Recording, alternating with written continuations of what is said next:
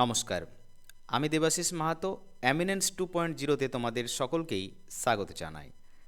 Deer government job aspirant, দেখো specially যে সমস্ত অ্যাসপিরেন্টরা পুলিশের কনস্টেবল থেকে এসআই, রেলের গ্রুপ ডি থেকে এনটিপিসি এবং পিএসসির ক্লার্কশিপ লেভেলের পরীক্ষার প্রিপারেশন নিচ্ছ, তাদের প্রত্যেককেই আমাদের এই চ্যানেলে স্বাগত জানাই। এখানে আমরা যে এক্সামগুলো মেনশন করলাম সেই এক্সামগুলোকে টার্গেট করে তোমাদেরকে কমপ্লিট একটা foundation course free of cost এই চ্যানেলে প্রোভাইড করব। ওকে, তো আজকে আমরা আলোচনা করব জেনারেল স্টাডিজের যে ইম্পর্টেন্ট সাবজেক্ট নিয়ে, তা হচ্ছে স্ট্যাটিক জিকে। আর স্ট্যাটিক জিকের যে ইম্পর্টেন্ট টপিক নিয়ে আমরা ডিসকাশন করব তা হচ্ছে মিউজিক অ্যান্ড ইনস্ট্রুমেন্ট, যেটাকে বাংলায় বলে থাকি সঙ্গীত এবং বাদ্যযন্ত্র। ওকে, তো এই চ্যাপ্টার থেকেও তোমাদের চাকরি পরীক্ষায় ভালো ভালো প্রশ্ন হয়, এবং কি কি প্রশ্ন হয় সেই প্রশ্নগুলো একটু তোমরা প্রথমেই দেখে নাও, সাথে তোমরা কন্টেন্টের পুরো একটা রিভিউ দেখে নাও। ওকে, যে কি কি তোমরা আজকে পড়তে চলেছো। দেখো তোমাদের পরীক্ষায় কি কি প্রশ্ন জিজ্ঞেস করে এখানে তোমরা দেখতে পাচ্ছ কি রয়েছে। পরীক্ষাতে জিজ্ঞেস করে তোমাদেরকে ভারতীয় শাস্ত্রীয় সঙ্গীতের দুটি প্রধান শাখা কি কি, এই ধরনের প্রশ্ন জিজ্ঞেস করবে। দেন জিজ্ঞেস করবে ওস্তাদ বিসমিল্লাহ খান কোন বাদ্যযন্ত্রের সাথে সম্পর্কিত, এই ধরনের প্রশ্ন দেখতে হবে তোমরা। ওকে, এছাড়াও দেখছো পরবর্তী যে প্রশ্ন রয়েছে তোমাদের, কর্ণাটক সঙ্গীত মূলত কোন অঞ্চলের সঙ্গীত, এই ধরনের প্রশ্ন তোমরা চাকরি পরীক্ষায় এই চ্যাপ্টার থেকে দেখতে পাও। ওকে, তো বিষয় হচ্ছে স্যার, এই যে প্রশ্নগুলো তোমরা দেখতে পাচ্ছ, এই প্রত্যেকটা প্রশ্ন তোমরা নিজেরাই সলভ করতে পারবে যদি এই কমপ্লিট ক্লাসটা তোমরা দেখো তাহলে। ওকে, কোনো ট্রিক বলবো না, কোনো মুখস্থ করার জন্য 2 মিনিটের যে দুটো লাইন বললাম এই দুটো লাইন মুখস্থ রাখো, পুরো টপিকটা কমপ্লিট হয়ে যাবে, হবে না। টপিকে অনেক ইনফরমেশন রয়েছে জানার, এবং অনেক কনসেপ্ট রয়েছে যেগুলো বুঝতে হবে। যদি বুঝতে পারো তাহলে সব প্রশ্নই আনসার করতে পারবে, যদি না বুঝতে পারো তাহলে কিন্তু পরবর্তী ক্ষেত্রে যখন তুমি মুখস্থ করে প্রশ্ন সলভ করতে যাবে, পরীক্ষার হলে যদি প্রশ্ন একটু ঘুরিয়ে দেয় তো কিন্তু প্রশ্নের আনসার তোমার ক্ষেত্রে সঠিক করা টাফ হয়ে দাঁড়াবে। ওকে স্যার, তো চলো যে বিষয়তে আমরা আসছি সেটা হচ্ছে আমাদের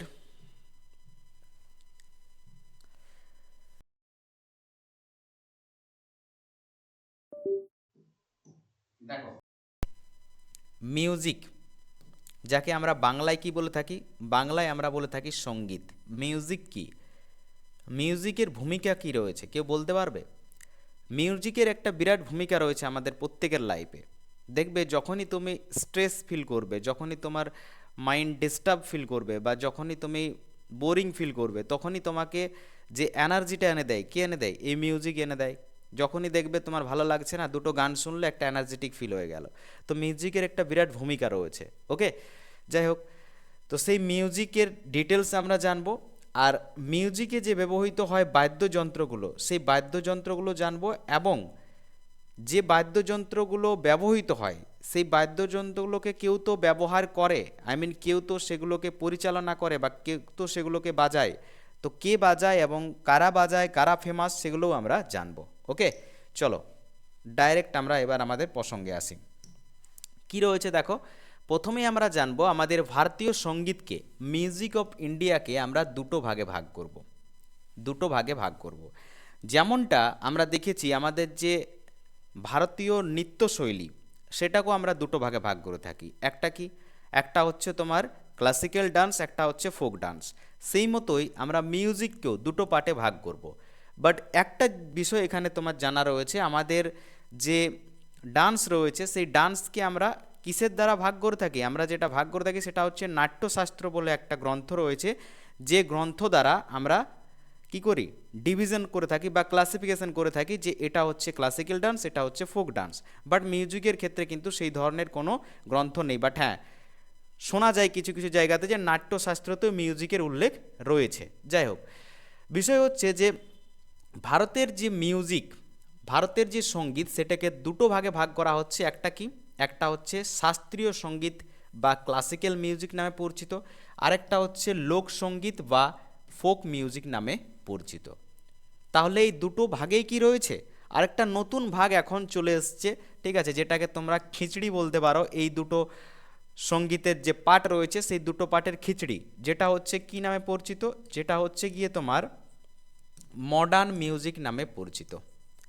যেটাকে তোমরা বলতে পারো বলিউডের মিউজিক, টলিউডের মিউজিক, বা অন্যান্য আরও যে সমস্ত ইন্ডাস্ট্রি রয়েছে ভারতের সমস্ত ইন্ডাস্ট্রিতে যে মিউজিকটা দেখতে পাও, সকাল সন্ধ্যা তোমরা যে গানগুলো শুনছো, কুমার শানু, উদিত নারায়ণ, অরিজিৎ সিং, এই গানগুলো কি, এগুলো সব হচ্ছে মডার্ন মিউজিক। এরা না ক্লাসিক্যাল মিউজিকের রুলস ফলো করে, না ফোক মিউজিকের রুলস ফলো করে। এরা নিজের মতো করে একটা মিউজিক তৈরি করেছে, যেটাকে আমরা মডার্ন মিউজিক বলতে পারি। সেই মিউজিকটা প্লে করে থাকে, এই যে মিউজিকগুলো আমরা সচরাচর শুনে থাকি সেগুলো। ওকে, তো আমরা এখনও দুটো জিনিস জানলাম, যে আমাদের ভারতীয় সঙ্গীতকে দুটো ভাগে ভাগ করা হয়, একটা হচ্ছে শাস্ত্রীয় সঙ্গীত, একটা হচ্ছে লোকসঙ্গীত। ওকে, এইবারে দেখো, এখানে তোমরা পরবর্তী স্লাইডে দেখতে পাচ্ছ যে শাস্ত্রীয় সঙ্গীতের আবার দুটো পার্ট রয়েছে। এখনো পর্যন্ত আমরা ভারতীয় মিউজিককে দুটো পার্টে ভাগ করলাম, এবারে আবার যেটা আমাদের হচ্ছে শাস্ত্রীয় সঙ্গীত, ঠিক আছে, সেই শাস্ত্রীয় সঙ্গীতকে বা ক্লাসিক্যাল মিউজিককে দুটো পার্টে ভাগ করছি। এখানে তোমরা এই যে ভারতের ম্যাপ দেখছো, এই ভারতের ম্যাপের মাঝখানে একটা দাগ দিয়ে দাও, ঠিক আছে, যেমনটা কর্কট ক্রান্তি রেখা গেছে, সেই দাগের জাস্ট উপরের যে দিকটা, উত্তরের দিকে যে গানগুলো প্রচলিত রয়েছে বা যে সঙ্গীত প্রচলিত রয়েছে, সেটাকে আমরা কি বলবো? সেটাকে আমরা বলবো হিন্দুস্তানি মিউজিক। আমাদের ভারতের উত্তর অংশে বা উত্তর অঞ্চলে যে সমস্ত সঙ্গীত প্রচলন রয়েছে, ক্লাসিক্যাল সঙ্গীত, সেগুলোকে আমরা বলবো হিন্দুস্তানি সঙ্গীত। কেন বলবো সেটাও জানছি। আর আমাদের ভারতের যে দক্ষিণ অঞ্চলে যে সমস্ত সঙ্গীত প্রচলিত রয়েছে, সেই সঙ্গীতগুলোকে আমরা কি বলবো? কর্ণাটক সঙ্গীত বলবো। ঠিক আছে, মূলত কর্ণাটক রাজ্য থেকেই এই সঙ্গীতের উৎপত্তি, এই জন্য এটাকে কর্ণাটক সঙ্গীত বলা হয়। ক্লিয়ার? তাহলে আমরা কি জানলাম এখনো পর্যন্ত? আমাদের ভারতের মিউজিককে দুটো ভাগে ভাগ করছি, একটা হচ্ছে গিয়ে ক্লাসিক্যাল মিউজিক, একটা হচ্ছে ফোক মিউজিক। আর ক্লাসিক্যাল মিউজিককে আবার দুটো ভাগে ভাগ করছি, একটা হচ্ছে গিয়ে কি, একটা হচ্ছে তোমার হিন্দুস্তানি মিউজিক, আর একটা হচ্ছে কর্ণাটক মিউজিক। এবার হিন্দুস্তানি মিউজিক হচ্ছে গিয়ে ভারতের উত্তরাঞ্চলে দেখতে পাওয়া যায়, এবং কর্ণাটক মিউজিক ভারতের দক্ষিণাঞ্চলে দেখতে পাওয়া যায়। ওকে, এবার এখান থেকে আরেকটা প্রশ্ন তোমার জিজ্ঞেস করবে যে ভারতের সবথেকে পুরাতন শাস্ত্রীয় সঙ্গীত কোনটা?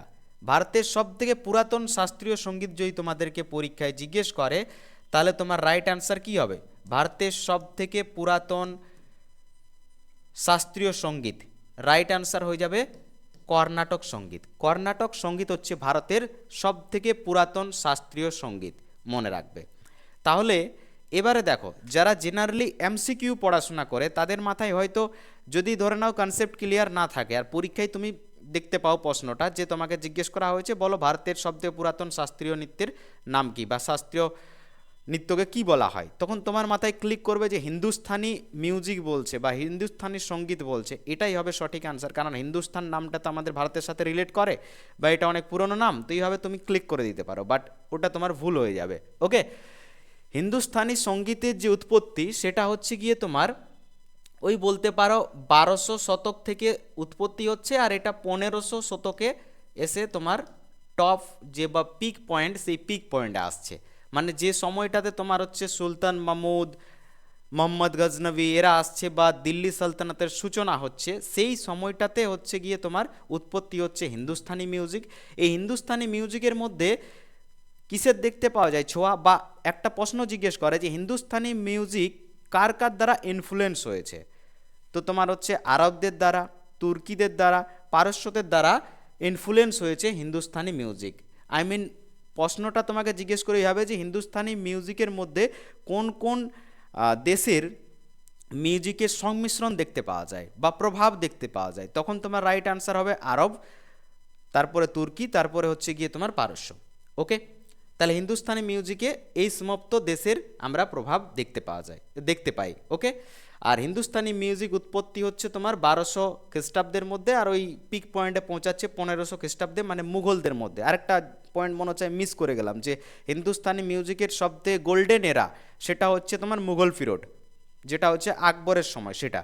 ওকে, আকবরের সময়তে রামতনু পান্ডে, যাকে আমরা কি বলে থাকি, হিন্দুস্তানি মিউজিকের ফাদার বলে থাকি। ঠিক আছে, ফাদার অফ হিন্দুস্তানি মিউজিক কাকে বলা হয়? রামতনু পান্ডে। আই মিন কার কথা বলছি আমি? বলো, তানসেনের কথা বলছি। ঠিক আছে, তানসেন হচ্ছে ফাদার অফ হিন্দুস্তান মিউজিক, যে আকবরের 9 জন নবরত্নের মধ্যে একজন ছিল। তার টাইমে সব থেকে পিক পয়েন্টে ছিল হিন্দুস্তানি সঙ্গীত। ওকে, বোঝা গেছে বিষয়টা? আর এরপরে আসি কর্ণাটক সঙ্গীত। এটা কি? কর্ণাটক সঙ্গীত হচ্ছে তোমার মূলত আমাদের ভারতের যে রীতিনীতি কালচার রয়েছে সনাতনী ধর্মের, সেই ধর্মের সাথে রিলেট করে হচ্ছে তোমার এই কর্ণাটক সঙ্গীত। ওকে, যেমন আমাদের পুরনো যে ডান্সগুলো রয়েছে, ঠিক আছে, ভরতনাট্যম, কুচিপুড়ি, মোহিনীনাট্যম, এই নাচগুলো কোথায় দেখতে পাই আমরা? নাট্যশাস্ত্রে মেনশন দেখতে পাই এর, ঠিক আছে। সেই মতোই ওই নাট্যশাস্ত্রের সাথে রিলেট করে কিছু যে সঙ্গীত হয়, সেই সঙ্গীতটাই হচ্ছে তোমার এই কর্ণাটক সঙ্গীত। Clear sir? বোঝা গেছে বিষয়টা? ওকে, এখনো পর্যন্ত এটা ক্লিয়ার? যা প্রশ্ন তোমার জিজ্ঞেস করবে এই টপিক থেকে, এই জায়গা থেকে, সেটা ক্লিয়ার হয়েছে। এবার চলো নেক্সট স্লাইডে যাই আমরা। এখানে দেখো তোমরা দুটো ডিফারেন্স নোট করে রাখো, ঠিক আছে? কিসের কিসের? একটা হচ্ছে হিন্দুস্তানি মিউজিকের আর একটা হচ্ছে কর্ণাটক মিউজিকের। এই দুটোর মধ্যে ডিফারেন্স কি রয়েছে ভালো করে লক্ষ্য করো প্রত্যেকটা জিনিস। প্রশ্ন জিজ্ঞেস করবে তোমার হিন্দুস্তানি মিউজিক কোথায় দেখতে পাওয়া যায়, তোমার হচ্ছে উত্তর ভারতে অর্থাৎ নর্থ ইন্ডিয়াতে দেখতে পাওয়া যায়। আর কর্ণাটক মিউজিক কোথায় দেখতে পাওয়া যায়? দক্ষিণ ভারতে অর্থাৎ সাউথ ইন্ডিয়াতে দেখতে পাওয়া যায়। ওকে, আচ্ছা, ঐতিহাসিক প্রভাব বা ইনফ্লুয়েন্স কার দ্বারা হয়েছে হিন্দুস্তানি মিউজিক? আরবদের দ্বারা, পার্সিদের দ্বারা, তুর্কিদের দ্বারা, এবং এটা তোমরা লিখে নিতে পারো এখানে মুঘলদের দ্বারা। ওকে, আচ্ছা, তারপরে এখানে কি রয়েছে? কর্ণাটক সঙ্গীত, ঠিক আছে। প্রাচীন ভারতীয় গ্রন্থ এবং ধর্মের প্রভাব, মানে ধর্মের প্রভাব দ্বারা ইনফ্লুয়েন্স হয়ে রয়েছে এই কর্ণাটক সঙ্গীত, ঠিক আছে। সনাতন ধর্মের সাথে রিলেট করে কর্ণাটক সঙ্গীত। ওকে, আচ্ছা, তারপরে আচ্ছা একটা জিনিস এখানে পরে বলছি, এটা কমপ্লিট করে নিই। সঙ্গীতের কাঠামো যেটা রয়েছে, দেখো হিন্দুস্তানি সঙ্গীতের যে কাঠামো, সেটাতে ফোকাস করা হচ্ছে রাগের উপরে এবং তালের উপরে, ঠিক আছে। রাগ এবং তালের মধ্যে উন্মুক্তা দেখা যায় হিন্দুস্তানি সঙ্গীতে। হিন্দুস্তানি সঙ্গীতের বাদ্যযন্ত্র কি রয়েছে স্যার? সেতার রয়েছে, তবলা রয়েছে, সারেঙ্গি রয়েছে, বাঁশি রয়েছে, সাহিনা রয়েছে এবং হারমোনিয়াম রয়েছে। এগুলো হচ্ছে হিন্দুস্তানি সঙ্গীতের কি বাদ্যযন্ত্র। এবারে এই বাদ্যযন্ত্র থেকে একটা প্রশ্ন তোমাকে জিজ্ঞেস করতে পারে যে হিন্দুস্তানি সঙ্গীত এবং কর্ণাটক সঙ্গীতের মধ্যে কমন কোন বাদ্যযন্ত্র আমরা দেখতে পাই? কমন দুটো বাদ্যযন্ত্র দেখতে পাওয়া যায়। তোমাদেরকে একটু হিন্ট দিয়ে দিই কী কী হবে, জাস্ট নিজেরা রিমাইন্ড করার চেষ্টা করো। যেটা তোমার মহাব্বতে সিনেমার শাহরুখ খান বাজাচ্ছিল ট্যাঁটে ট্যাঁটে ট্যাঁটে, সেই একটা বাদ্যযন্ত্র। আরেকটা হচ্ছে ভগবান শ্রীকৃষ্ণ হাতে নিয়ে যেটা বাজায়, ঠিক আছে, যার ডাক শুনে রাধাজি চলে আসে, সেই বাদ্যযন্ত্রের কথা বলা হচ্ছে। ওকে, আশা করি বুঝে গেছো। নেক্সট দেখো কি রয়েছে এখানে তোমার সঙ্গীতের শৈলী। হিন্দুস্তানি সঙ্গীতের যে শৈলী সেটা কি রয়েছে? ধ্রুপদী রয়েছে, ঠুমরি রয়েছে, গজল রয়েছে এবং ভাব রয়েছে। এই চারটা তোমার শৈলী রয়েছে, ঠিক আছে। চারটা শৈলী, স্টাইল বলতে পারো, ঠিক আছে। হিন্দুস্তানি সঙ্গীতের চারটা শৈলী রয়েছে, সেটা হচ্ছে ধ্রুপদী, ঠুমরি, গজল এবং ভাব। ওকে, আচ্ছা, আলাপনা কি বলা হচ্ছে এখানে? শিল্পী রাগের আলাপনা করেন যেখানে সুর ও মেজাজের পরিবর্তন হয়, সুর এবং মেজাজের পরিবর্তন হয়ে থাকে হিন্দুস্তানি মিউজিকের মধ্যে। এবারে আমরা কর্ণাটক মিউজিক সম্পর্কে একটু দেখে নেব। কর্ণাটক মিউজিক দক্ষিণ ভারতে প্রচলন রয়েছে, প্রাচীন ভারতের এবং ধর্মীয় প্রভাব দেখতে পাই আমরা। আচ্ছা, কর্ণাটক মিউজিকের মধ্যে আমরা দেখতে পাই কঠোর রাগ এবং তালের কাঠামো, ঠিক আছে। এর যে সঙ্গীতের কাঠামো সেটা হচ্ছে কঠোর রাগ এবং তালের কাঠামো। আর এর বাদ্যযন্ত্রগুলো কি রয়েছে?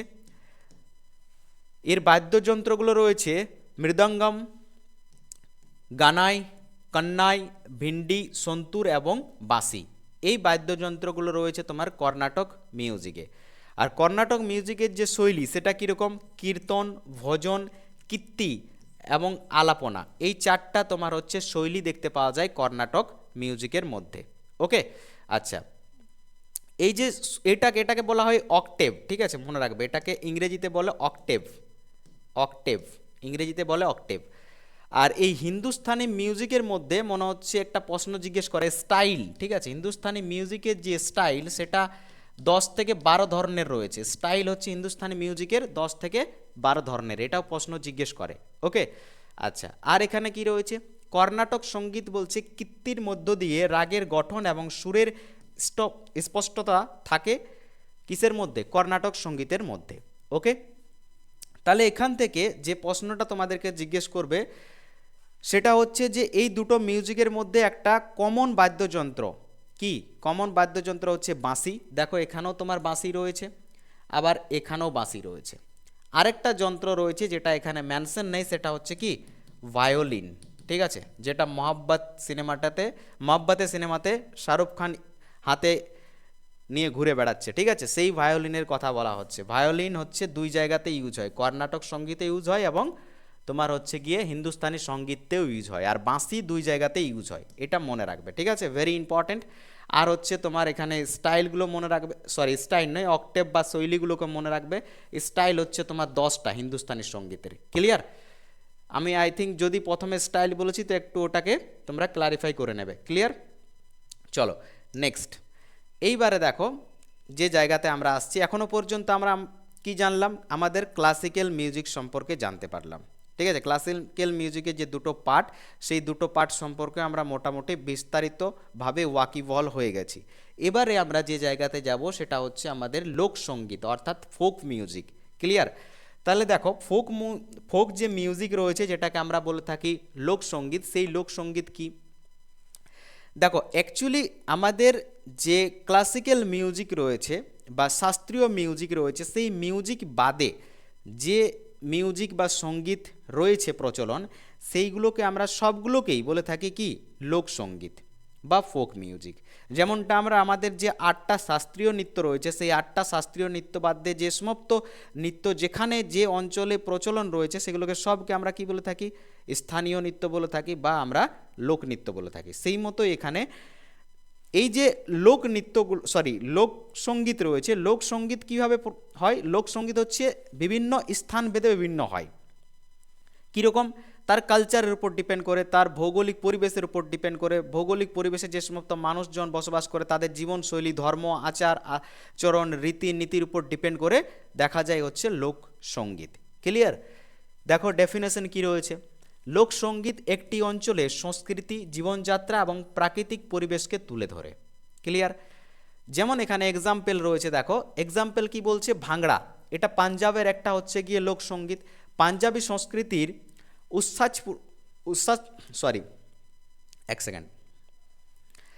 দেখো পাঞ্জাবি সংস্কৃতির যে উচ্ছ্বাসপূর্ণ নাচ এবং গান রয়েছে, ঠিক আছে, একটু আমার প্রোনাউন্সিয়েশন এখানে ভুল হয়েছে, সরি, হ্যাঁ। চলো, পাঞ্জাবি সংস্কৃতির যে কি বলা হচ্ছে উচ্ছ্বাসপূর্ণ নাচ এবং গান, ঠিক আছে, কোনটা, এই হচ্ছে গিয়ে ভাংড়া, ওকে। তারপরে রয়েছে কি রবীন্দ্রসঙ্গীত। রবীন্দ্রসঙ্গীত তোমরা সবাই জানো, রবীন্দ্রসঙ্গীত হচ্ছে খুবই পপুলার একটা সঙ্গীত। আমাদের কবিগুরু রবীন্দ্রনাথ ঠাকুর দ্বারা এই সঙ্গীতের শুভারম্ভ হয় বা এই সঙ্গীতের উৎপত্তি হয়, যেখানে আমরা কি দেখতে পাই, ঠাকুরের সৃষ্টি, প্রেম, প্রকৃতি এবং ভক্তিমূলক গান দেখতে পাই। রবীন্দ্রসঙ্গীত মনে আছে তো, যদি তোর ডাক না শুনে কেউ আসে তবে একলা চলো রে, ওকে, তো সেই হচ্ছে রবীন্দ্রসঙ্গীত। তারপরে এখানে রয়েছে তোমার বাউল গান। বাউল গান সাধারণত এটা আমাদের পশ্চিমবাংলায় দেখতে পাওয়া যায়। পশ্চিমবাংলার মূলত পাহাড়ি অঞ্চলে বাউল গান বেশি দেখতে পাওয়া যায়। বলা যেতে পারে আমাদের যেমন মেদিনীপুর, ঝাড়গ্রাম, পুরুলিয়া, বাঁকুড়া এই সমস্ত জায়গাতে এখনও বাউল গানের প্রভাব খুব বেশি রয়েছে, ঠিক আছে। একটা গান রয়েছিল না তোমার হচ্ছে ওই বড় লোকের বিটিলো লম্বা লম্বা চুল, ওটা তো বাউল গানই। পরবর্তী ক্ষেত্রে যখন দেখা যায় তোমার হচ্ছে বাদশাহ ওই গানটা গায় বলিউডের, তখন ওই গানটা পপুলার হয়, বাট ওটা অনেক পুরনো গান, ঠিক আছে, বাউল গানের মধ্যেই পড়ে ওটা, ওকে। যাই হোক, তো বাউল গান হচ্ছে গিয়ে তোমার আধ্যাত্মিক এবং সুফি ধারা দ্বারা প্রভাবিত। তারপরে রয়েছে তোমার কি লাবণী, ঠিক আছে। লাবণীও এক ধরনের হচ্ছে তোমার লোকসঙ্গীত, যেটা মহারাষ্ট্রে রয়েছে প্রচলন। মজার ছলে জীবন এবং প্রেম নিয়ে এই গান গাওয়া হয়, লাবণী গান। তারপরে তোমার ভোজপুরি সঙ্গীত রয়েছে, যেটা উত্তরপ্রদেশ এবং বিহারের মধ্যে দেখতে পাওয়া যায়। সেই রকমই নাগপুরি সঙ্গীত রয়েছে, যেটা ঝাড়খণ্ডে দেখতে পাওয়া যায়। এইভাবে বিভিন্ন জায়গাতে বিভিন্ন ধরনের সঙ্গীত প্রচলন রয়েছে। বাট বিষয় হচ্ছে স্যার এগুলো কি পরীক্ষায় জিজ্ঞেস করে না, তোমাকে কনসেপ্ট বোঝানোর জন্য, ক্লিয়ারিটি রাখার জন্য এই জিনিসগুলো বোঝালাম যে কোনটা ক্লাসিক্যাল সং, কোনটা হচ্ছে ফোক সং।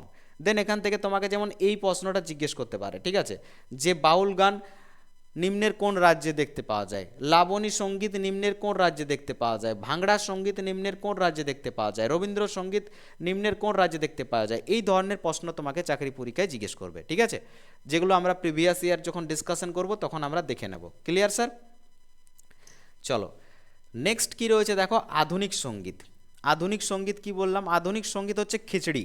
সে না ক্লাসিক্যাল মিউজিককে ফলো করে না ফোক মিউজিককে ফলো করে, সে তার নিজের মতো করে একটা মিউজিক তৈরি করেছে এবং সেই মিউজিককে সে পপুলারও করেছে। কে? আধুনিক সঙ্গীত। এটা একটা দেখো ধরে নিতে পারো সময়ের সাথে সব কিছুই পরিবর্তনশীল, তো সময়ের সাথে পরিবর্তন হয়ে এই মিউজিকের সৃষ্টি হয়েছে। ক্লিয়ার? আধুনিক মিউজিকে কি বলা হচ্ছে, ভারতীয় আধুনিক সঙ্গীত বলিউড এবং অন্যান্য আঞ্চলিক ফিল্ম ইন্ডাস্ট্রির সাথে গভীরভাবে সংযুক্ত। বলিউড সঙ্গীতের যে বৈশিষ্ট্য সেটা কি, সিনেমার গল্পের সঙ্গে সামঞ্জস্যপূর্ণ সুর এবং লিরিক্স। দেখো এই যে বলিউড সঙ্গীত রয়েছে এটা কি করে, সবসময় সিনেমাকে টার্গেট করে বানানো হয়, যে সিনেমা সেই সিনেমার ভিত্তিতে গান হবে। মানে ধরে নাও তোমার একটা হচ্ছে দেশাত্মবোধক সিনেমা, এবার সেখানে তুমি যদি খুঁজে বেড়াও রোমান্টিক সিনেমা, রোমান্টিক গান পাবো তো পাবে না জেনারেলি, ঠিক আছে, থাকতে পারে সেটা আলাদা বিষয়, বাট পাবে না। ওকে, সেখানে ফোকাসড করা হবে কোনো দেশাত্মকমূলক গানকে রিপ্রেজেন্ট করার বা দেশাত্মকমূলক গানকে খুব ভালোভাবে উপস্থাপন করার।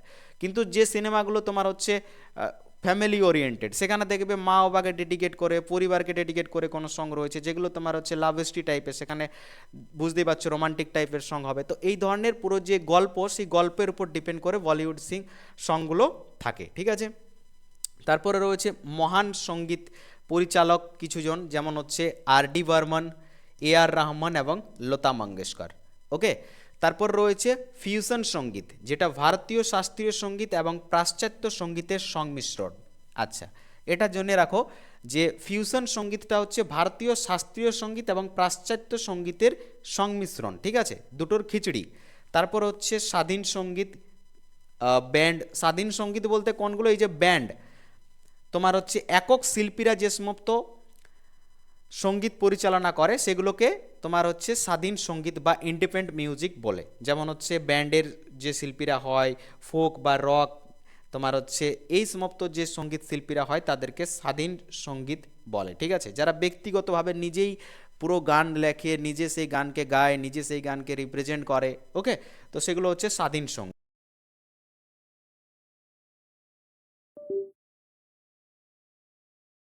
রাখতে হবে, পরীক্ষায় এখান থেকে প্রশ্ন জিজ্ঞেস করবে, ঠিক আছে, এবং জিজ্ঞেসও করেছে, তোমাদেরকে আমি দেখিয়ে দিয়েছি, ঠিক আছে। এইবারে দেখো এখান থেকে কি প্রশ্ন স্যার জিজ্ঞেস করবে।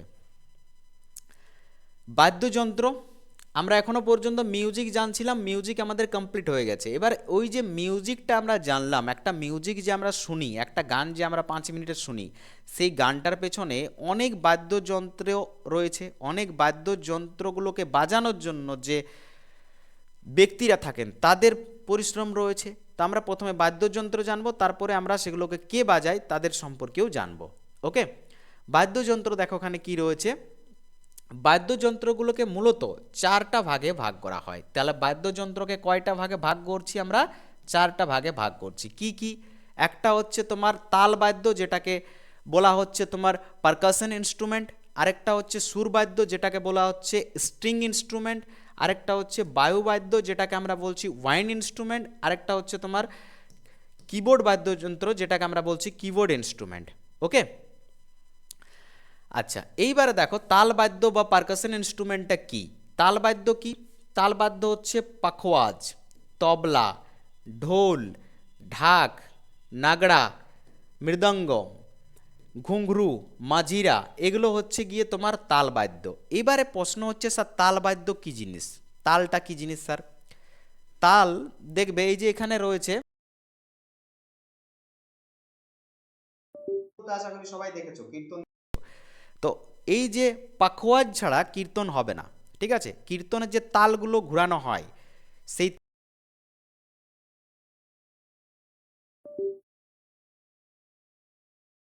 প্রত্যেকটা তালকে, নাগড়ার প্রত্যেকটা তালকে কে ঘুরিয়ে থাকে?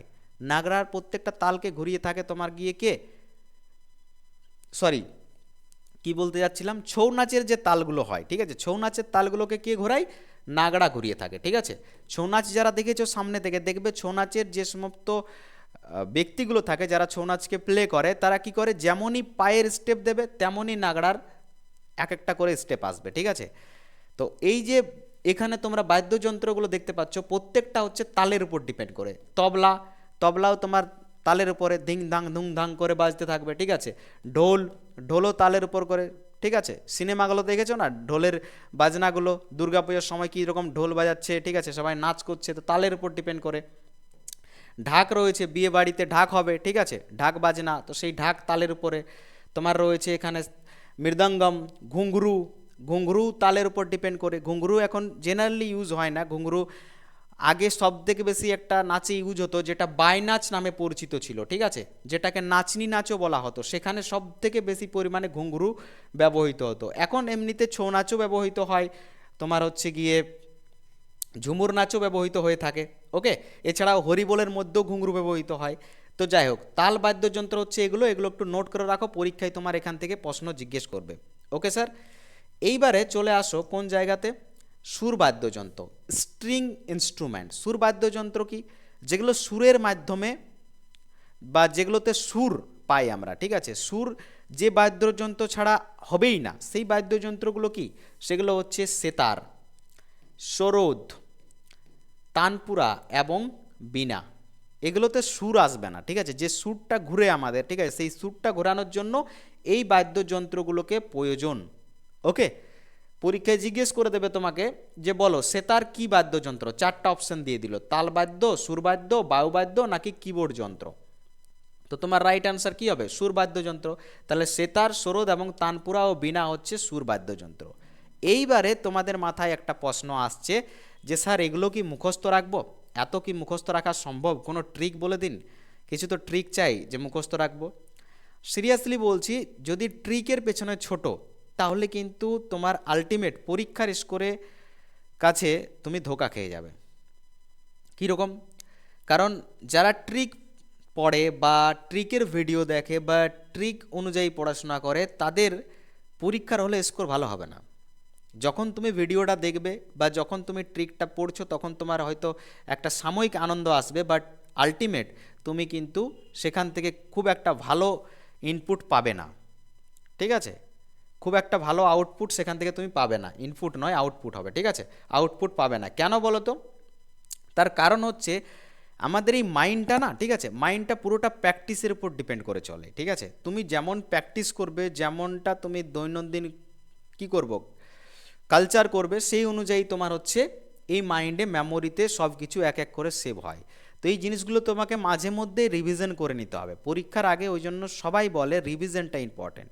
রিভিশন না করলে কোনো ট্রিক পড়ে তোমার মনে থাকবে না। যখন ভিডিও দেখছো তখন মনে হবে সব কিছুই মনে আছে, বাট যখন পরীক্ষার হলে গিয়ে দেখবে যে তোমাকে বলে দেওয়া হয় যে বলো বীণা কি বাদ্যযন্ত্র, ঠিক আছে, সুরবাদক, তালবাদক নাকি কিবোর্ড নাকি অন্য কিছু, তো দেখবে তোমার মাথা থেকে উড়ে গেছে। বিনা স্যার কী পড়েছিলাম, কোনো তো একটা ট্রিক বলেছিল, ট্রিক তো মনে থাকবে না, ঠিক আছে। ট্রিকের অনেক চুটকা চুটকা বই পাওয়া যায়, ওইগুলো পড়লে মনে হবে আরে বাবা এগুলো তো ইজিলি মনে থাকবে, বাট হবে না, ঠিক আছে। যারা সফল হয়েছে তাদেরকে জিজ্ঞেস করে দেখতে পারো।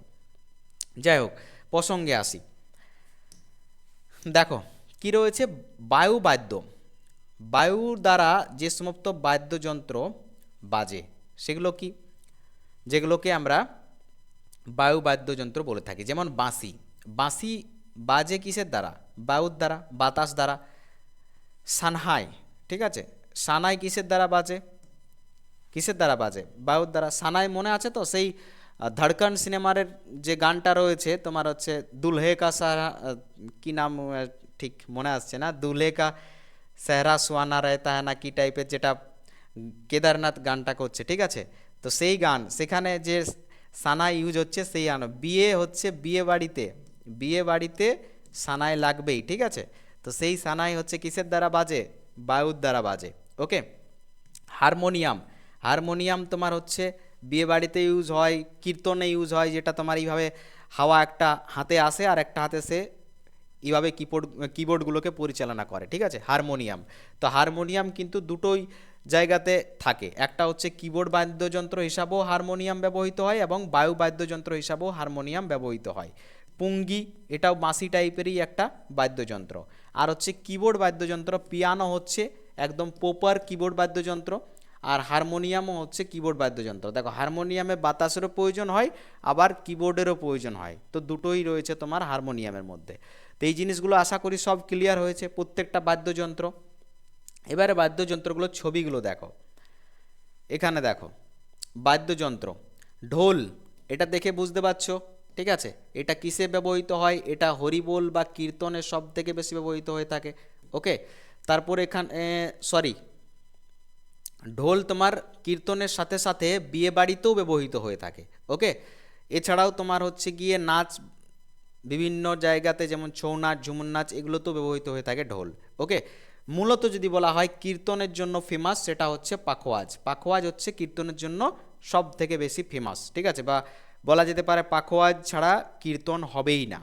ওকে, তারপরে রয়েছে তোমার এখানে ডুমরু বা ডুগডুগি, ঠিক আছে? এই ডুগডুগি বা ডুমরু জেনারে দেখবে যারা বাউল গানের রসিক হয়, ঠিক আছে, যারা বাউল গানের গায়ক হয় তাদের হাতে এই ডুগডুগিটা থাকে, ঠিক আছে? আরেকটা এখান থেকে প্রশ্ন তোমাকে জিজ্ঞেস করতে পারে যে হিন্দু ধর্মের কোন দেবতার কাছে আমরা ডুংরু দেখতে পাই বা ডুগডুগু দেখতে পাই? তো সেটা হচ্ছে ভগবান মহাদেবের কাছে রয়েছে ডুমরু। ওকে, তারপরে এখানে তোমরা দেখতে পাচ্ছ ঢোলক, এটা হচ্ছে ঢোলক, এটা হচ্ছে তোমার মৃদঙ্গম, ঠিক আছে, মৃদঙ্গ। আর দেখতে পাচ্ছ এখানে এটা হচ্ছে তোমার ঢাক। ওকে, এগুলো হচ্ছে তবলা ও ডুগি, এটা হচ্ছে খঞ্জরি, আর এটা হচ্ছে নাগড়া। ওকে, খঞ্জরি কিসে ইউজ হয় কেউ বলতে পারবে? খঞ্জরি দেখবে কোনো মিউজিকের উপরে একটা আসে না, ঝুমঝাম ঝাম, যে আওয়াজগুলো আসে, ঠিক আছে, কাঁসার টাইপের, সেই আওয়াজগুলোই খঞ্জরিতে হয়ে থাকে, ঠিক আছে? যেগুলো তোমার ঘুঙরু টাইপের আওয়াজ, সেইগুলো হচ্ছে খঞ্জরিত হয়ে থাকে। ওকে, বাকি এগুলো তো সবাই মোটামুটি জানো কোথায় কী ব্যবহৃত হয়। নেক্সট দেখো কি রয়েছে, তানপুরা। এই বাদ্যযন্ত্রগুলো একটু দেখে রাখো, এখানেই তোমার কনফিউশন হওয়ার বেশি চান্স রয়েছে। ওকে, তানপুরা রয়েছে, একতারা রয়েছে, তারপরে এখানে দোতারা রয়েছে, তারপরে সুরবাহার রয়েছে এখানে, আচ্ছা, সরোদ রয়েছে, সানাই রয়েছে, তারপরে এখানে তোমার তেরি বা যেটা বাঁশি, যেটা বিয়ে বাড়িতে ব্যবহৃত হয়, তারপরে এখানে হচ্ছে এটাকে বলা হয় শিল্পাঙ্গা, বা তোমার জেনারেলি দেখবে এটা স্থানীয় ভাষায় অনেক জায়গাতে ওই কি বলে ওটাকে, মদন বাঁশি বলে থাকে, ঠিক আছে? যেটা শ্রাদ্ধ যখন হয়, মানে যখন কি বলবো ওটাকে, তোমার কোনো মরা মানুষের যখন ঘাটে ওঠা হয়, ঠিক আছে, বা শ্রাদ্ধর সময় যে মাথা নেড়া করে যখন পরিবার স্বজনের লোক আসে, সেই সময় এই তোমার ইনস্ট্রুমেন্টটা ব্যবহৃত হয়ে থাকে, ঠিক আছে? তারপর এখানে রয়েছে তোমার সারঙ্গি, তারপরে রয়েছে সারিন্দা, তারপরে রয়েছে বেহালা, ঠিক আছে, যেটা তোমার ওই ভায়োলিন। ওকে, এখানে বাঁশি রয়েছে, বীণা রয়েছে। এখান থেকে একটা প্রশ্ন তোমরা নোট করে রাখো, বীণা থেকে একটা প্রশ্ন জিজ্ঞেস করবে যে ইতিহাসের কোন রাজা, প্রাচীন ইতিহাসের কোন রাজা মিউজিক ইনস্ট্রুমেন্টের সাথে যুক্ত? তো তোমার রাইট আনসার কি হবে? রাইট, সমুদ্রগুপ্ত। সমুদ্রগুপ্ত কোন মিউজিক ইনস্ট্রুমেন্টের সাথে যুক্ত? তিনি বীণা বাদক ছিলেন, মনে রাখবে, সমুদ্রগুপ্ত বীণা বাদক ছিলেন। ওকে, তাহলে সমুদ্রগুপ্ত হচ্ছে প্রাচীন ইতিহাসের, ঠিক আছে, এশিয়ান হিস্ট্রির রাজা, সেই রাজা বীণা বাজাতেন, ঠিক আছে, বীণা বাদক ছিলেন। ওকে, ক্লিয়ার এখনো পর্যন্ত? চলো এইবারে আমরা জানবো যে বাদ্যযন্ত্রগুলোকে কে বাজায়, কারা ফেমাস রয়েছে, সেখান থেকে আমাদের পরীক্ষায় প্রশ্ন জিজ্ঞেস করবে, ঠিক আছে? তারপরে আমরা শেষে সব রিভিশন করব, যে কে কতগুলো আনসার করতে পারছো সেগুলো আমি দেখবো, ঠিক আছে? দেখো বাদ্যযন্ত্র অর্থাৎ ইনস্ট্রুমেন্ট, ইনস্ট্রুমেন্ট সেতার, এখানে তোমরা দেখতে পাচ্ছ সেতার অন স্ক্রিন, এটা হচ্ছে সেতারের ছবি। এই সেতার থেকে দুজন ব্যক্তি ফেমাস রয়েছে। এইবারে এখানে একটা জিনিস তোমাদেরকে বলে রাখি যে স্যার এই দুজন ব্যক্তি কি সেতার বাদক রয়েছেন, বাকি আর কি কেউ সেতার বাজায় না? ডেফিনেটলি বাজায়, বা অনেক ফেমাস পারসন রয়েছে যারা সেতার সাথে যুক্ত। কিন্তু বিষয় হচ্ছে আমি প্রথমেই যেটা তোমাদেরকে মেনশন করেছি যে আমরা মূলত যে পরীক্ষার প্রিপারেশন নিচ্ছি সেটা হচ্ছে কি পুলিশ ওরিয়েন্টেড, রেল ওরিয়েন্টেড এবং পিএসসি ক্লার্কশিপ লেভেলের। তো সেখানে তোমাদের এই ইম্পর্টেন্ট পার্সন গুলো থেকেই জিজ্ঞেস করবে, আরেকটা জায়গা থেকে জিজ্ঞেস করার চান্স থাকে, সেটা বলে রাখি, এটা তোমরা সব জায়গায় মাথায় রাখবে। স্ট্যাটিক জিকে যখনই তোমরা পড়বে, যে ব্যক্তি বা যে বস্তু বা যে স্থান নিউজে রয়েছে বা চর্চায় রয়েছে সেই ব্যক্তি থেকে স্ট্র্যাটেজিকে জিজ্ঞেস করার চান্স 99% থাকে। এটা একটু মাথায় রাখবে, ঠিক আছে?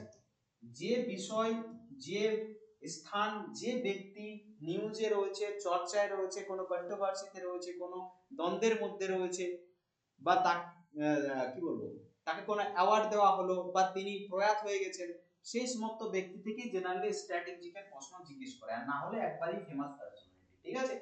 তো সেতার বাদক একবারই ফেমাস টপ লেভেলের পার্সোনালিটি হচ্ছেন রবিশঙ্কর, ঠিক আছে? পণ্ডিত রবিশঙ্কর সেতার বাদক পরীক্ষায় বহুবার জিজ্ঞেস করেছে, এবং এটাকে তোমাকে একদম ঠোঁটস্থ করে রাখতে হবে প্রশ্নটাকে, ঠিক আছে? এমনটা নয় ট্রিকের মাধ্যমে মনে রাখবে, এগুলো মুখের উপরে রাখতে হবে, ওকে? তারপরে হচ্ছে ওস্তাদ বিলায়েত খান। ওস্তাদ বিলায়েত খান হচ্ছেন সেতার বাদক। তাহলে এখান থেকে আমরা দুজন ব্যক্তির নাম জানলাম, সেটা হচ্ছে পণ্ডিত রবিশঙ্কর এবং পণ্ডিত বিলায়েত খান সেতার বাদক। পণ্ডিত রবিশঙ্কর এবং পণ্ডিত বিলায়েত খান সেতার বাদক। পণ্ডিত রবিশঙ্কর এবং পণ্ডিত বিলায়েত খান হচ্ছে সেতার বাদক। ওকে স্যার, চলো আমি তোমাদেরকে ক্লাসেই মুখস্থ করিয়ে দেবো, চাপ নেই। তারপরে কি রয়েছে, তবলা। তবলা থেকে দুজন ফেমাস পার্সোনালিটি কি, ওস্তাদ জাকির হোসেন, ওস্তাদ আহমদ জান থিরাকুয়া। ওকে, তাহলে ওস্তাদ জাকির হোসেন এবং ওস্তাদ হচ্ছে গিয়ে তোমার কি নাম, ওস্তাদ হচ্ছে আহমদ জান থিরাকুয়া। ওস্তাদ আহমদ জান থিরাকুয়া এবং ওস্তাদ জাকির হোসেন।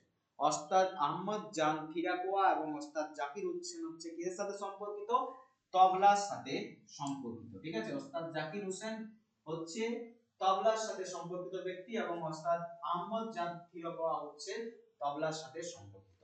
কি মুখস্থ হচ্ছে তো, বারবার বারবার পড়ো, মুখস্থ হয়ে যাবে। নেক্সট দেখো, সরোদ। সরোদ বাদক কে রয়েছে? সরোদ বাদ্যযন্ত্রের ফেমাস দুই ব্যক্তি হচ্ছে ওস্তাদ আলী আকবর খান, ওস্তাদ আমজাদ আলী। তাহলে সরোদ বাদ্যযন্ত্রের দুজন ব্যক্তি ফেমাস, এই যে সরোদ তোমরা দেখতে পাচ্ছ, এই বাদ্যযন্ত্রের ফেমাস হচ্ছে কি ওস্তাদ আলী আকবর খান ও ওস্তাদ আমজাদ আলী খান। ওস্তাদ আলী আকবর খান ও ওস্তাদ আমজাদ আলী খান। ওস্তাদ আলী আকবর খান ও ওস্তাদ আমজাদ আলী খান হচ্ছে সরোদ বাদক। ক্লিয়ার? চলো নেক্সট দেখো, বাঁশি, ঠিক আছে? বাঁশি বা ফ্লুট এর ব্যক্তি একজনই রয়েছেন ফেমাস, যেটা পরীক্ষায় বারংবার জিজ্ঞেস করে, 3 স্টার 4 স্টার যত পারো এখানে তোমরা লাগিয়ে দিতে পারো, সেটা হচ্ছে পণ্ডিত হরিপ্রসাদ চৌরাসিয়া। পণ্ডিত হরিপ্রসাদ চৌরাসিয়া হচ্ছেন বাঁশির বিখ্যাত একজন ব্যক্তি, ঠিক আছে? বাঁশির সাথে সম্পর্কিত বা বাঁশি বাজায় সেই ব্যক্তিদের মধ্যে একজন বিখ্যাত ব্যক্তি হচ্ছেন পণ্ডিত হরিপ্রসাদ চৌরাসিয়া। ওকে, নেক্সট কি রয়েছে, সন্তুর। সন্তুরের মধ্যে ফেমাস হচ্ছেন পণ্ডিত রবিশঙ্কর শর্মা। সন্তুর বাদক ফেমাস হচ্ছেন পণ্ডিত রবিশঙ্কর শর্মা। এখানে তোমরা অন স্ক্রিন দেখতে পাচ্ছ, পণ্ডিত রবিশঙ্কর শর্মা হচ্ছেন সন্তুর বাদক, ফেমাস সন্তুর বাদক। ফেমাস সন্তুর বাদক হচ্ছেন পণ্ডিত রবিশঙ্কর শর্মা। নেক্সট কি রয়েছে, বীণা। বীণা থেকে একটা প্রশ্ন নয়, আরো স্ট্র্যাটেজিকের কটা প্রশ্ন আমি এখানে বলবো, তোমরা নোট করবে প্রত্যেকটাই। বীণা বাদক হচ্ছেন কি M S Subbulakshmi. M S M S Subbulakshmi. M S Subbulakshmi হচ্ছেন বীণা বাদক। এবং একটা প্রশ্ন জিজ্ঞেস করবে, প্রথম মহিলা কে যিনি ভারতের সর্বোচ্চ বেসামরিক পুরস্কার পেয়েছেন, যিনি সঙ্গীতের সাথে সম্পর্কিত? তো তোমার রাইট আনসার হবে এটাই, এম এস সুবুলক্ষ্মী। ওকে, এম এস সুবুলক্ষ্মী হচ্ছেন প্রথম মহিলা যিনি ভারতরত্ন পেয়েছেন সঙ্গীত চর্চার জন্য। ক্লিয়ার? এটা মনে রাখবে, পরীক্ষায় বারবার জিজ্ঞেস করেছে, ঠিক আছে? ভারতরত্ন তিনি কত সালে পেয়েছেন? ভারতরত্ন তিনি কত সালে পেয়েছেন, এটা কি যদি জানো তো কমেন্টে জানাও, নাহলে পরবর্তীতে আমরা আলোচনা করব। ওকে, চলো নেক্সট কি রয়েছে, বাদ্যযন্ত্র। সেহনাই। সেহনাইয়ের ফেমাস ব্যক্তি হচ্ছেন ওস্তাদ বিসমিল্লাহ খান। ওস্তাদ বিসমিল্লাহ খান হচ্ছেন সেহনাইয়ের ফেমাস ব্যক্তি। ওকে, এই যে দেখতে পাচ্ছ, এটা হচ্ছে তোমার কি সেহনাই, এটা হচ্ছে সেহনাই, ওস্তাদ বিসমিল্লাহ খান। ওকে, নেক্সট কি রয়েছে, মোহন বীণা। ওকে, দেখো মোহন বীণা থেকে একটা জিনিস তোমাদেরকে মনে রাখতে হবে, মোহন বীণাটা আবার কি জিনিস। এখানে দেখো, মোহন বীণা আবিষ্কার করেন কে? বিশ্বমোহন ভট্ট, এবং এটিকে আন্তর্জাতিকভাবে জনপ্রিয় করেছিলেন এই বিশ্বমোহন ভট্ট। কিরকম জিনিস এটা স্যার এই মোহন বীণা? মোহন বীণাটা হচ্ছে তোমার একটা কম্বাইন্ড প্যাকেজ, কিসের? এই যে গিটার এবং বীণার কম্বাইন্ড প্যাকেজ, ঠিক আছে? গিটার, ঠিক আছে, গিটার প্লাস বীণা এই দুটোকে মিশিয়ে তৈরি করা হয়েছে কি? মোহন বীণা, ঠিক আছে? এটা কে তৈরি করেছেন? বিশ্বমোহন ভট্ট, এবং এটাকে তিনি পপুলারও করেছেন। ওকে, চলো নেক্সট। নেক্সট কি রয়েছে দেখো, তানপুরা। তানপুরা থেকে যে ব্যক্তি ফেমাস রয়েছেন সেটা হচ্ছে অলকানন্দা সিং। অলকানন্দা সিং হচ্ছেন তানপুরার ফেমাস ব্যক্তিত্ব, ঠিক আছে? অলকানন্দা সিং হচ্ছেন তানপুরার ফেমাস ব্যক্তিত্ব। ওকে স্যার, চলো নেক্সট। পিয়ানো। পিয়ানোর ফেমাস ব্যক্তিত্ব কে রয়েছেন? এ আর রহমান হচ্ছেন পিয়ানোর ফেমাস ব্যক্তিত্ব। ওকে, এ আর রহমান, এই হচ্ছে পিয়ানো। পিয়ানো থেকে মনে আছে একটা সিনেমা মনে আসছে তো, পিয়ানো ঠিক এই মতোই ছিল, অজয় দেবগানের দিলওয়ালে, ঠিক আছে? সেই মামা ঠাকুর, সেই ব্যাপার। ওকে, তারপরে রয়েছে তোমার হচ্ছে বেহালা, যেটা হচ্ছে ভায়োলিন, এই যে বেহালা, ঠিক আছে? বেহালা, বেহালাতে ফেমাস দুজন ব্যক্তি রয়েছেন, এল সুব্রমণিয়াম আর হচ্ছে বিজি যোগ, ঠিক আছে?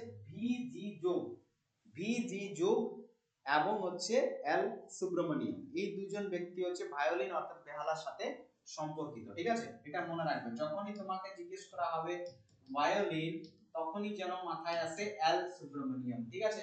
তখন কিন্তু ওই মহাভারতে শাহরুখ খানকে মনে রাখলে হবে না, ঠিক আছে? এল সুব্রমণিয়ামকে তোমাকে মনে রাখতে হবে চাকরি পেতে চাইলে। ক্লিয়ার? চলো এইবারে আমরা কিছু বিখ্যাত ব্যক্তিত্ব, ঠিক আছে, যারা সঙ্গীতের সাথে সম্পর্কিত বা সঙ্গীতের চর্চার জন্য পপুলার, তাদের নিয়ে আলোচনা করব, যেখান থেকে পরীক্ষায় প্রশ্ন দু চারটা দেখা যায়।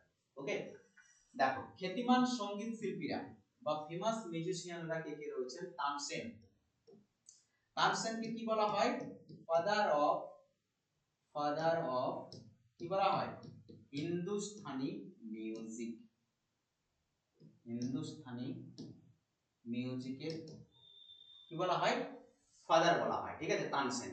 ওকে, তানসেন হচ্ছে মুঘল সম্রাট আকবরের দরবারের 9 জন যে নবরত্ন ছিল তার মধ্যে একজন, যার আসল নাম হচ্ছে রামতেনু পান্ডে। বিশেষত্ব কি রয়েছে? হিন্দুস্তানি শাস্ত্রীয় সঙ্গীতের অন্যতম স্তম্ভ। খ্যাতি কি জন্য রয়েছে? রাগদারি পদ্ধতির প্রবর্তক এবং মেঘ সাহার ও দীপক রাগে বা দীপক সালহার রায় বিশেষ পারদর্শী, ঠিক আছে? এই যে এখানে তোমার প্রশ্ন একটা জিজ্ঞেস করতে পারে যে মেঘ সালহার, দীপক সালহার এগুলো কে প্রচলন করেছেন? এগুলো প্রচলন করেছেন এই তানসেন, ঠিক আছে? কথা ছিল যে তানসেন যখন গান গাইতেন বর্ষা হয়ে যেত, বৃষ্টি হয়ে যেত, ঠিক আছে? এগুলো ধরনের লোক কথা প্রচলন রয়েছে। নেক্সট কি রয়েছে দেখো, পণ্ডিত ভীমসেন যোশী, ঠিক আছে? এটা হচ্ছে পণ্ডিত ভীমসেন যোশীর পিকচার, এটা হচ্ছে তোমার রামতেনু পান্ডের পিকচার। তাহলে পণ্ডিত ভীমসেন যোশী হচ্ছে হিন্দুস্তানি শাস্ত্রীয় সঙ্গীতের ব্যক্তিত্ব। ওকে, তিনি কিরানা যেটা রয়েছে ঘরানা, ঠিক আছে, মানে তোমার একটা যেমনটা ডান্সের ক্ষেত্রে আমরা কিছু ঘরানা দেখতে পাই, ঠিক আছে, সেই মতোই একটা কিরানা ঘরানা রয়েছে মিউজিকের ক্ষেত্রে। সেই মিউজিকের বিখ্যাত শিল্পী হচ্ছেন পণ্ডিত ভীমসেন যোশী, যিনি ভারতরত্ন পেয়েছেন 2008 সালে। তিনি বিখ্যাত হচ্ছেন ভজন গানের জন্য, ঠিক আছে? ভজনের জন্য তিনি বিখ্যাত। ওকে, ভীমসেন যোশী মনে রাখবে। নেক্সট নেক্সট কি রয়েছে দেখো, এম এস সুব্বুলক্ষ্মী, ঠিক আছে? এম এস সুব্বুলক্ষ্মী, তিনি কর্ণাটকের শাস্ত্রীয় সঙ্গীতের সাথে সম্পর্কিত, ঠিক আছে? বিশেষত্ব কি রয়েছে? কর্ণাটক সঙ্গীতের প্রথম মহিলা যিনি ভারতীয় এবং আন্তর্জাতিক ক্ষেত্রে জনপ্রিয় হন। ভারতরত্ন পুরস্কার পেয়েছেন তিনি 1998 সালে। ভক্তি সঙ্গীত এবং কীর্তি পরিবেশনে অদ্বিতীয় তিনি, ঠিক আছে? তাহলে এখান থেকে তোমাদেরকে মনে রাখতে হবে, যেটা তোমাদেরকে বললাম, যে এম এস সুব্বুলক্ষ্মী হচ্ছেন কর্ণাটক সঙ্গীতের একজন ফেমাস পার্সোনালিটি, যিনি কর্ণাটক সঙ্গীতকে শুধু ভারতে নয় বিশ্বে দরবারে পপুলার করেছেন, যার জন্য তাকে ভারতরত্ন দেওয়া হয়েছে 1998, ঠিক আছে? এবং তিনি ভক্তি সঙ্গীত, ঠিক আছে, অর্থাৎ আরতি সং এবং কীর্তি সঙ্গের পরিবেশনাতে খুবই ফেমাস, অর্থাৎ তিনি অদ্বিতীয়। ওকে, তারপরে কি রয়েছে, রবিশঙ্কর। দেখো, রবিশঙ্কর হচ্ছেন সেতার বাদক। বিশেষত্ব কি রয়েছে, ভারতীয় সেতার সঙ্গীতকে আন্তর্জাতিক মঞ্চে পপুলার করেছেন পণ্ডিত রবিশঙ্কর। ওকে, তিনিও ভারতরত্ন পেয়েছেন তার 1 বছর পরে, অর্থাৎ MS শুভলক্ষ্মী পাচ্ছেন কত সালে, 1998তে, আর 1999তে পাচ্ছেন ভারতরত্ন পণ্ডিত রবিশঙ্কর। তো তোমরা দুটোই মনে রাখবে যে 98 এবং 99তে দুজন ব্যক্তিত্ব সঙ্গীতের সাথে চর্চার জন্য ভারতরত্ন পাচ্ছেন। ঠিক আছে, প্রথমে পাচ্ছেন হচ্ছে গিয়ে MS শুভলক্ষ্মী, তারপরে পাচ্ছেন পণ্ডিত রবিশঙ্কর। ক্লিয়ার? পণ্ডিত রবিশঙ্কর কি করেছিলেন, পাশ্চাত্য শিল্পীদের সঙ্গে ফিকশন মিউজিকের পথপ্রদর্শক ছিলেন। মানে ওই যে ফিউশন মিউজিক, সরি বললাম না ফিকশন নয়, ফিউশন মিউজিক যেটা বললাম, সেই ফিউশন মিউজিকটা কি, ফিউশন মিউজিকটা হচ্ছে পাশ্চাত্য মিউজিক অর্থাৎ ওয়েস্টার্ন মিউজিক এবং আমাদের যে ইন্ডিয়ান ক্লাসিক্যাল মিউজিকের মিক্স, সেটাই হচ্ছে তোমার ফিউশন মিউজিক। সেই ফিউশন মিউজিকের পথপ্রদর্শক হিসাবে পরিচিত হচ্ছেন পণ্ডিত রবিশঙ্কর। ওকে স্যার, চলো নেক্সট কি রয়েছে দেখো, লতা মঙ্গেশকর। লতা মঙ্গেশকর থেকে কি প্রশ্ন জিজ্ঞেস করতে পারে, বলিউড প্লেব্যাক সিঙ্গার, বিশেষত তার কণ্ঠের মাধুর্য ও হাজার হাজার গানে অবদান। উপাধি রয়েছেন স্বরকোকিলা। ঠিক আছে, স্বরকোকিলা পুরস্কার ভারতরত্ন পান 2001 সালে। এই ছবিটা মনে আছে, এই ছবিটা কোন গানটা, এ মেরে, যে গানটা রয়েছে না, এ মেরে বতন কে লোগো, ওই গানটার হচ্ছে এ মেরে বতন কে লোগো গানটা গেয়েছেন লতা মঙ্গেশকর। ঠিক আছে, যাকে স্বরকোকিলা বলা হয়, ভারতের পুরস্কার ভারতরত্ন পেয়েছেন 2001 সালে। ঠিক আছে, তারপরে রয়েছেন এখানে দেখো কে, বিমলা দেবী। বিমলা দেবী হচ্ছে ঢুমরি, গজল এবং দাদরার সাথে সম্পর্কিত। বিশুদ্ধ কি আধুনিক গজলের রানী বলা হয় বিমলা দেবীকে। ঠিক আছে, আধুনিক গজলের রানী, গজলের রানী কাকে বলা হয়, বিমলা দেবীকে গজলের রানী বলা হয়। ওকে, চলো নেক্সট কি রয়েছে দেখো, A R Rahman. A R Rahman হচ্ছেন আধুনিক এবং চলচ্চিত্র সঙ্গীতের ব্যক্তিত্ব। ঠিক আছে, বিশেষত ভারতীয় সঙ্গীত এবং পশ্চিমা মিউজিকের মিশ্রণ নিয়োগ করেছেন। ঠিক আছে, ভারতীয় সঙ্গীত এবং ওয়েস্টার্ন মিউজিকের মিক্স করেছেন। পুরস্কার হিসাবে অস্কার পেয়েছেন 2009 সালে A R রহমান। আচ্ছা, তারপরে রয়েছে জাকির হোসেন, যিনি তবলা বাদক। বিশেষত্ব কি রয়েছে, তবলায় বৈপ্লবিক পরিবর্তন এনে আন্তর্জাতিকভাবে জনপ্রিয় করেন তবলাকে। ঠিক আছে, এটা হচ্ছে ওস্তাদ জাকির হোসেনের ছবি। ওস্তাদ জাকির হোসেন হচ্ছে তবলা বাদক। ওকে, আর এটা হচ্ছে তোমার A R রহমানের ছবি। ওকে, নেক্সট কি রয়েছে, বিশ্বমোহন ভট্ট।